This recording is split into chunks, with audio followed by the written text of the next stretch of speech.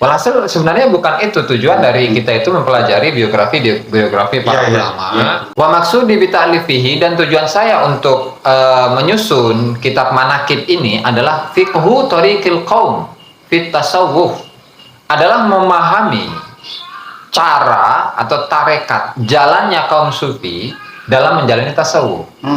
Kita punya apa ya? Punya hak apa untuk melebih-lebihkan bahwa wali A itu lebih mulia daripada wali B?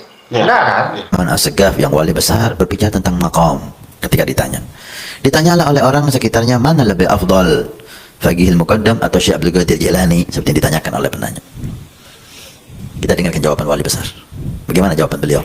Apa beliau mengatakan Faqihul Muqaddam lebih afdal, Syekh Abdul Qadir Jilani lebih afdal? Tentang maqam, adab diserahkan sama Allah, nggak bicara maqam. Tapi beliau berbicara bukan tentang maqam. Syekh Abdul Qadir Jilani ashhar min al-faqih fi dunya. Syekh Abdul Qadir Jilani lebih masyhur, lebih terkenal daripada Faqih Muqaddam di dunia. Faqih Muqaddam ashhar min al-Jilani fil barzah. Tapi Faqih Muqaddam lebih terkenal daripada Syekh Abdul Qadir Jilani di alam barzah. Sayyidina Faqih Muqaddam Muhammad bin Ali Ba'alawi, yang beliau mengatakan apa? Oke, mungkin di dunia Syekh Abdul Qadir Jilani bisa lebih populer di dunia, tapi kita lihat nanti makomnya di akhirat lebih tinggi. Makom mana? Saya pasti Abdul Qadir Jilani. Kata Faqih Muqaddam Muhammad bin Ali Ba'alawi. Kalau kenapa? Oke, mungkin di dunia Syekh Abdul Qadir Jilani bisa lebih populer di dunia, tapi kita lihat nanti makomnya di akhirat lebih tinggi. Makom mana? Saya pasti Abdul Qadir Jilani. Kata Faqih Muqaddam Muhammad bin Ali Ba'alawi. Ya, itu luar biasa. Pernah gurumunya cerita di Indonesia nih, sampai beliau mengatakan apa? Rasulullah SAW selalu didatangi oleh malaikat Jibril, tapi ketika wafatnya Rasulullah di zaman saya, Jibril datang ke saya berapa kali? Beliau bernama Al-Imam Muhammad bin Ali Al-Faqihil Muqaddam. Sayyidina Al-Imam Faqihil Muqaddam, di dalam manaqib sejarah hidup beliau diceritakan bahwa Al-Imam Faqihil Muqaddam adalah orang-orang yang besar. Beliau adalah orang-orang yang hebat. Bahkan diceritakan beliau pernah mi'raj, saudara-saudara, bertemu dengan Allah dalam satu hari 70 kali, saudara-saudara. Assalamualaikum warahmatullahi wabarakatuh. Masih bersama kita ya, tentunya masih ngebahas tentang seputar apa ya, fenomena yang ada di dunia maupun di dunia maya, di dunia nyata ya. Akhirat juga ya. Akhirat juga ya mungkin ya. Tentunya hari ini tuh kita membahas yang masalah ini ya, apa, tentang kewalian ya. Terutama buat saya pribadi itu masih awam banget ya, masih awam. Sama. Masa sih? Tentunya masih bersama narasumber kita Gus Aziz Jaljuli LC. Wow. Oke, ini untuk ngomongin masalah kewalian ya. Ya, boleh. Wali itu apa sih sebetulnya wali itu, dan siapa sih tokoh-tokoh yang fenomenal untuk saat itu? Oke. Jadi bismillahirrahmanirrahim, wassalatu wassalamu ala rasulillah, wa ba'du. Wali Allah. Wali Allah itu adalah orang-orang yang cinta, yang dekat kepada Allah Subhanahu wa Ta'ala. Cuman bukan kedekatannya itu bukan kedekatan fisik ya. Karena berbicara kewalian itu pasti akan berbicara mengenai kerohanian. Ya. Sehingga seorang wali itu adalah seseorang yang sangat mencintai Allah Subhanahu wa Ta'ala, dan Allah Ta'ala itu pun juga mencintai dirinya. Gitu. Jadi saling gitu. Bukan seorang manusia yang cinta kepada Allah sementara Allah Ta'ala tidak menyukai atau mencintai dirinya gitu. Jadi nggak sinkron gitu. Oh, itu yang disebut wali ya? Ya, betul. Simbolnya seperti itu. Itu apa, wali pada saat itu siapa-siapa sih? Saya banyak. Jadi memang wali itu adalah tadi orang-orang yang cintai Allah Ta'ala, yang jumlah wali itu pun sangat banyak. Di dunia ini mulai dari zamannya Rasulullah atau setelah zamannya sahabat sampai zaman sekarang itu masih banyak wali-walinya Allah Subhanahu wa Ta'ala, dan mereka itu memiliki tingkatan-tingkatan yang berbeda-beda. Ada seorang wali yang tingkatannya itu satu kampung, satu kecamatan, satu kabupaten, bahkan seluruh dunia gitu kan. Artinya hal atau wilayah yang harus dia lindungi, wilayah yang harus dia amankan, yang dia jaga, nah itu disesuaikan dengan makom atau tingkatan-tingkatan kewaliannya gitu. Dan tingkatan tertinggi dari kewalian itu dinamakan atau diistilahkan dengan istilah wali kutub atau wali ghaus gitu. Yang salah satunya itu adalah Tuan Syekh Abdul Qadir Al-Jilani rahimahullahu taala yang lahir pada tahun 470 Hijriah dan wafat pada tahun 561 Hijriah. Nah, dan Tuan Syekh Abdul Qadir Al-Jilani itu katakanlah yang lebih dominan dikenal oleh masyarakat Indonesia daripada wali-wali yang lain. Ya meskipun tidak menutup kemungkinan bahwasanya wali kutub itu tidak hanya Tuan Syekh Abdul Qadir Al-Jilani, tetapi setiap masa, setiap waktu itu ada wali-wali kutubnya sendiri-sendiri gitu. Nah, sekilas mengenai Tuan Syekh Abdul Qadir Al-Jilani, di sini ada syarah manaqib ya, syarah manaqib Tuan Syekh Abdul Qadir Al-Jilani karya dari siapa? Syekh Muhammad Nawawi Al-Bantani ya. Beliau itu mensyarahi kitab karya dari Hasan Syekh Ja'far bin Hasan Al-Barzanji yang biasa sering dikaji-kaji di pesantren. Nah, ini sekilas ya agar kita itu lebih mengenal beliau. Nah, kata beliau, fayaqulul muftakir ila fadlillah al-munji Ja'far dan seterusnya, hadhihi nubdatun min ahwalil qutbir rabbani. Ini adalah sekilas dari keadaan-keadaannya seorang wali kutub yang dekat dengan Tuhan. Wal ghausul a'dham as-samadani, wali ghaus yang tertinggi, yang terpilih. Sultanul Auliya'il Arifin, di mana beliau adalah seorang rajanya para wali, para ahli ma'rifat. Wa imamul ulama isalikin, dan imamnya, pemimpinnya para ulama yang suluk kepada Allah Subhanahu wa taala, yaitu Sayyidina Maulana Syekh Muhyiddin Abdul Qadir Al-Jilani rahimahullahu taala. Nah, ini sekilas mengenai Tuan Syekh Abdul Qadir Al-Jilani rahimahullahu taala. Kalau berbicara mengenai wali-walinya Allah taala, kemudian berbicara mengenai karomah. Jadi kalau berbicara wali itu ya pasti akan tidak akan jauh dari pembahasan karomah. Ya, saya juga dari kecil meskipun nggak mengenal gitu ya, nggak tahu sosoknya Tuan Syekh Abdul Qadir Jilani, tapi saya udah dijejelin sama kakek saya sih Perkenalkan gitu ya tentang Tuan saya aja Syekh udah Abdul Jilani. bergetar gitu saat itu gitu ya, mendengar kisah-kisahnya gitu ya. Mungkin ada selain Tuan Syekh masih ada juga gitu. Masih banyak, yang diantaranya adalah Al-Faqihul Muqaddam. Dan ini seorang wali kutub, seorang ghaus di masanya, yang beliau itu lahir pada tahun berapa itu? Nggak hafal saya, 574 dan wafat pada tahun 653. Jadi ketika wafat beliau berumur 79 tahun. Sementara kalau Tuan Syekh Abdul Qadir Al-Jilani itu wafatnya pada umur 91 tahun. Nah, ini lebih dikenal di kalangan ahli Hadramut ya, di kalangan ahli Yaman, orang Yaman, penduduk Yaman. Dan saya akan bacakan sedikit dari biografi beliau di dalam kitab Al-Ghurrar ya, Ghurrarul Baha'il Dawi, karya dari Al-Imam ya, karya dari Syekh Muhammad bin Ali bin Alwi Khirit ya. Ini beliau wafat pada tahun 960. Jadi ini disusun pada abad ke-10 Hijriah ya. Ketika beliau berbicara tentang Al-Faqihul Muqaddam, beliau mengatakan Syekhus Syuyukhil Ajillah, Imamu a'immatil millah, Qutbu Dawairis Sufiyah, di mana beliau adalah pusat dari seluruh cakupan-cakupannya ahli sufi, Al-Ghausul Fard, wali ghaus yang satu-satunya, Al-Jami', Al-Qudwah, Umdatul Ana, Misbah Dolam, dan seterusnya. Syekhut Tariqain, Muftil Fariqain, Ar-Rasih fil Ilmain, Qudwatul Arifin, Ustadul Muhaqqiqin.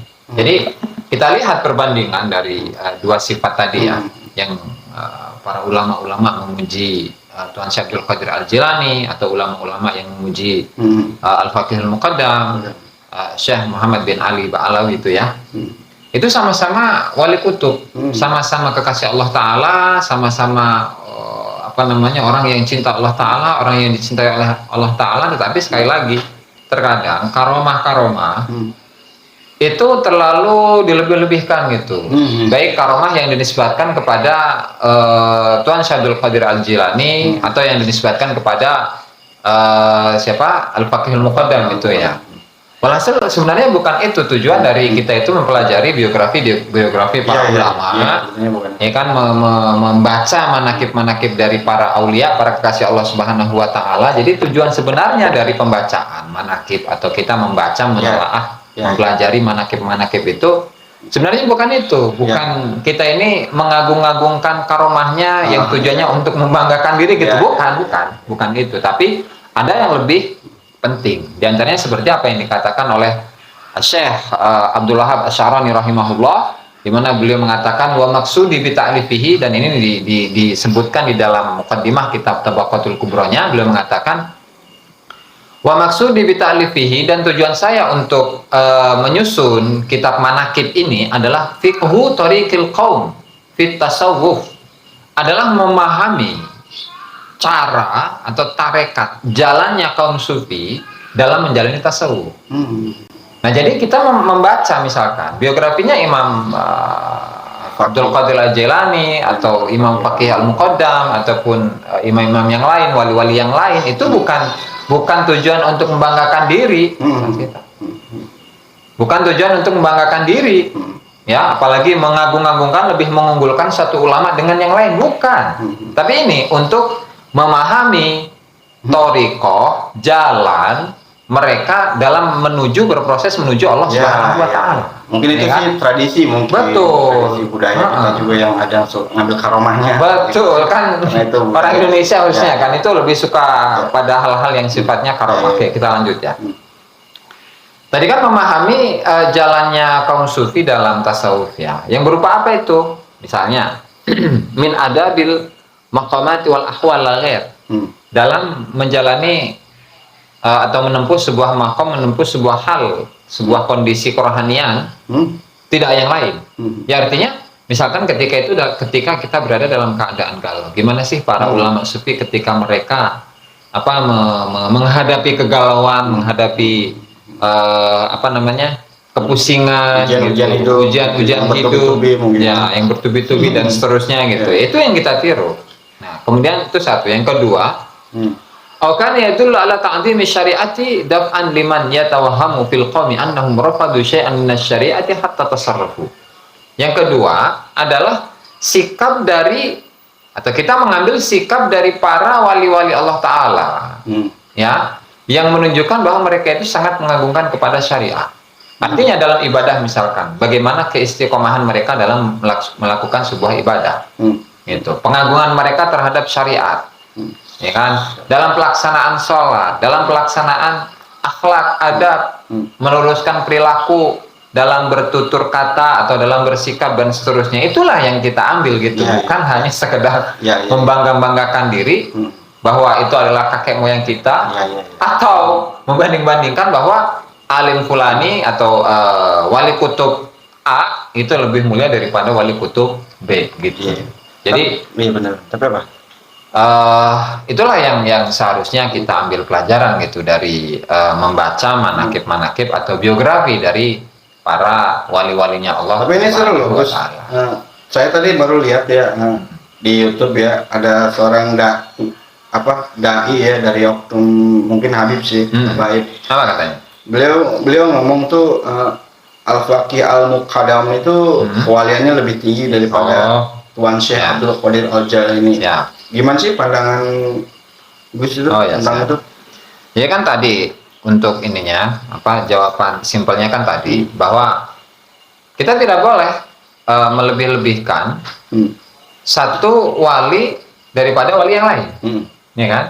Kenapa? Ya karena itu sifatnya ghaib antara mereka dengan Allah Ta'ala. Kita punya punya hak apa untuk melebih-lebihkan bahwa wali A itu lebih mulia daripada wali B? Enggak kan? Nah, sehingga dalam hal ini harusnya kita itu diam, udah nggak usah berkomentar, ya kan? Oke. Untuk menguatkan hal ini, saya akan membacakan sebuah fatwa dari Al-Habib Abdullah bin Ali Al-Haddad, itu di dalam kitabnya An-Nafa'isul Ulwiyah fi Al-Masail Sufiyah, di mana pada suatu hari beliau itu ditanya oleh seorang muridnya, yaitu Ahmad bin Awad Bahhusain Alawi. Beliau bertanya, apakah Syekh Abdul Qadir Al-Jilani afdal? Apakah Tuan Syekh Abdul Qadir Al-Jilani itu lebih utama Syekh al-Imam Sayyidina al-Faqihul Muqaddam Muhammad bin Ali Alawi, ataukah Faqih Muqaddam itu lebih utama daripada Syekh Abdul Qadir Al-Jilani? Ya kan?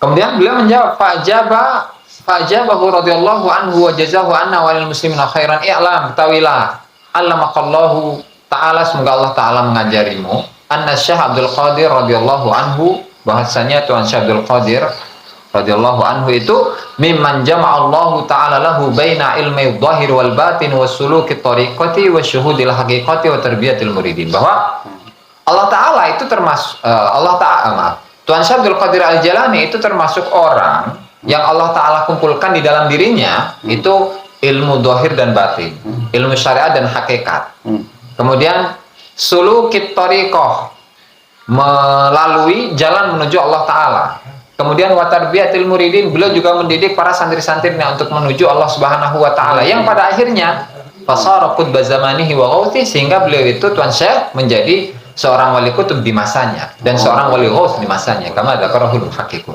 seperti yang disebutkan oleh para ahli tahqiq. Wa kanat wafatuhu, dan wafatnya beliau itu qabla sanatil lati wulida fiha sayyiduna wa imamuna, dan wafatnya beliau Tuan Syekh Abdul Qadir Al-Jilani itu wafatnya itu setahun sebelum kelahiran dari Faqih Muqaddam. Cuman tadi kalau kita melihat biografinya ya, kalau Faqih Muqaddam itu wafatnya pada tahun lahirnya pada tahun 574. Nah, kemudian Tuan Syekh itu wafat pada tahun 561. Jadi kurang tepat kalau versi di sini ya. Ya, artinya di sini terpaut berapa ini? 13 tahun. Nah, 13 tahun setelah Tuan Syekh Abdul Qadir Al-Jilani wafat, itu Faqih Muqaddam baru lahir, gitu ya. Terus begitu juga dengan Faqih Muqaddam, bahwa wulida fiha sayyiduna wa imamuna wa man alaihi ba'dallahi ta'ala wa rusulihi mu'tamaduna, di mana Faqih Muqaddam ini adalah sandaran dari Imam Al-Haddad ya. Beliau itu juga sama Syekhut Tariqati wal Haqiqah, syekhnya, gurunya tarekat, gurunya hakikat. Imam ahli zahir wal batin, imam ahli zahir dan batin. Al-Qutbur Rabbani Al-Faqihul Muqaddam Muhammad bin Ali Alawi radhiyallahu ta'ala anhu di sini ya. Walhasil kedua-duanya itu sama-sama kekasih Allah, sama-sama wali kutub gitu kan, sama-sama wali ghaus. Nah, kemudian beliau berkomentar ya, fahuma ani Asy-Syaikh Al-Muqaddam Asy-Syaikh Abdul Qadir radhiyallahu anhuma imamani kabirani. Beliau menyimpulkan bahwa kedua imam tersebut adalah kedua imam yang besar, qutbani, kedua-duanya sama-sama wali kutub, jami'ani, yang mengumpulkan ilmu hakikat dan syariat, ilmu zahir dan batin, syarifani, mulia, kedua-duanya mulia, sunniyani, pengikut ahli sunnah, kullun minhuma fadilun sabiqun muqarrab, masing-masing dari keduanya orang yang mulia, orang yang pendahulu dan dekat dengan Allah Subhanahu wa Ta'ala. Hanya saja ini bedanya. Wa intifa'una wa i'timaduna 'ala sayyidil muqaddam aktsar wa azhar. Sehingga menurut beliau, jadi sisi kecondongan lah. Karena kata Imam Al-Haddad ini, kami lebih dekat dengan Faqih Muqaddam, dan sandaran beliau kepada Faqih Muqaddam itu lebih banyak, ya kan? Sehingga beliau itu beliau mengatakan kami lebih banyak bersandar kepada Faqihul Muqaddam. Kenapa? Li'annahul ab, ya karena itu masih leluhur beliau. Wa syaikhul ladzi taduru alaihi dawair fi hadhil jihati lana olihun, dan juga beliau juga merupakan guru yang merupakan menjadi pusat utama di daerah Hadramut bagi kami dan bagi selain kami, kata Imam Al-Haddad. Nah, begitu juga dengan murid beliau Abu Madian Asy-Syaikh, wa kadzalika Asy-Syaikh Abu Madian radhiyallahu anhu imamun adim, seorang imam yang agung, jami'. Nah, wa man khutbiba aidan ala ma dzakarahul arifin, dan beliau juga diangkat sebagai wali kutub. Nah, sehingga fantaqalatil qutbiyyatu min asy-Syaikh Abdul Qadir ila Syekh Abi Madian ila Syekh Al-Faqihul Muqaddam ala tartib la ala tawali. Nah, sehingga kewalian wali kutub itu, katakanlah posisi tertinggi dalam kewalian itu, pertama kalau dalam nama-nama yang disebutkan tadi, mulai dari Syekh Abdul Qadir Al-Jilani, kemudian pindah kepada muridnya Syekh Abu Madian yang merupakan guru atau kakek guru lah dari Faqih Muqaddam, kemudian baru pindah kepada Al-Faqih Al-Muqaddam. Gitu. Nah itu sekilas dari apa yang dijawab oleh Al-Imam Al-Haddad dalam kitabnya An-Nafaisul Uluyah. Walhasil di sini kan bisa kita simpulkan bahwasanya meskipun di sana ada wali kutub, yaitu Al-Faqih Al-Muqaddam itu, beliau tetap artinya tetap memuliakan Imam Syekh Abdul Qadir Al-Jilani, ya. Hanya saja ini kan sisi kecondongan gitu ya, karena beliau lebih condong kepada Al-Faqih Al-Muqaddam lantaran ya secara perasaan itu lebih dekat gitu loh. Sehingga beliau lebih condong kepada Faqih Muqaddam. Dan bukan berarti di sini bahwasanya makam dari Faqih Muqaddam itu lebih tinggi atau makam dari Syekh Abdul Qadir Jilani itu lebih tinggi atau lebih rendah. Itu nggak ada kesana gitu. Dan ini bentuk dari adab gitu kan. Nah, sementara kalau sebagian dai gitu oknumnya, sebagian oknum dai yang mengatakan bahwa Tuan Syekh Abdul Qadir itu hanya masyhur di dunia, sementara Faqih Muqaddam itu masyhur di akhirat. Nah, atau redaksi-redaksi yang seperti itu lah. Itu sebenarnya nggak terlalu penting dan nggak terlalu manfaat gitu ya. Pada akhirnya ya mereka sama-sama kekasih Allah Subhanahu wa taala gitu. Iya, kesimpulannya juga lagian untuk mendekatkan diri kepada Allah ya, cinta pada Allah gitu. Intinya sih gitu sih ya, nggak ada perbandingan. Betul, nggak boleh dibanding-bandingkan. Bahkan jangankan ini ya, ini seorang wali, seorang kasih Allah taala, seorang nabi itu pun sama loh. Itu Allah taala berfirman, kami tidak membeda-bedakan antara nabi-nabi yang sebelumnya. Artinya apa? Artinya jangan sekali-kali kita ini mengunggulkan seorang nabi, bahwa nabi ini lebih mulia daripada yang lain, kecuali jika Allah Subhanahu wa taala itu telah menentukannya. Nah, apalagi ini dalam urusan nabi gitu kan. Bagaimana dengan urusan wali atau lebih gitu. Nah, sehingga kita ini sebagai orang awam ya tidak memiliki hak untuk menentukan bahwa wali anu lebih mulia, lebih tinggi derajatnya, tunggal. Emang kita siapa gitu? Siapa? Emang kita siapa gitu? Siapa? Mentama. Kecuali kalau kita ada wali kutub gitu kan, beda. Ini sederajat dengan saya kan gitu. Kalau wali kutub mah gitu. Emang ini agak sensitif sih untuk masalah perwalian wali-wali. Betul lah, kan sifatnya gaib gitu. Tapi iya kesimpulannya gitu ya, tadi yang kita bilang ya. Ya intinya untuk yang dicontoh tuh untuk menuju ke jalan Allah gitu. Betul. Entah itu halaknya gitu ya. Ya bukan ngebanding-bandingin gitu ya. Dan kita sebagai seorang muslim kan harus mencintai semua wali. Gitu kan. Kenapa kita harus mencintai semua wali? Ya karena kalau kita tidak mencintai wali-wali Allah Ta'ala, para kasih Allah Ta'ala, kita mencintai siapa coba? Masa mencintai duit gitu?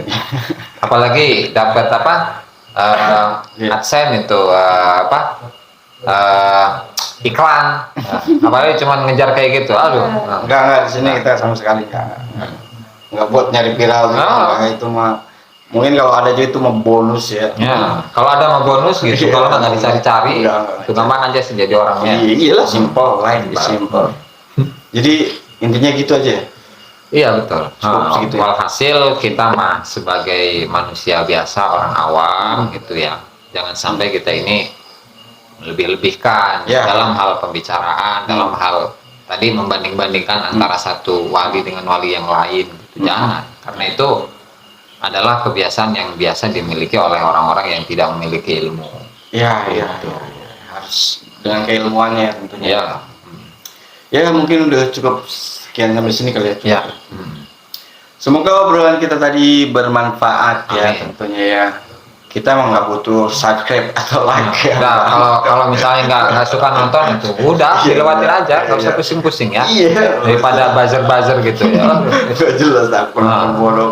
Cuman kita nggak begitu peduli. Nggak begitu peduli. Nggak penting. Dan semoga bermanfaat ya. Amin. Semoga kita ketemu lagi dengan membahas topik-topik yang lain tentunya di dunia media sosial, dunia nyata, dunia akhirat, dunia gaib. Assalamualaikum warahmatullahi wabarakatuh.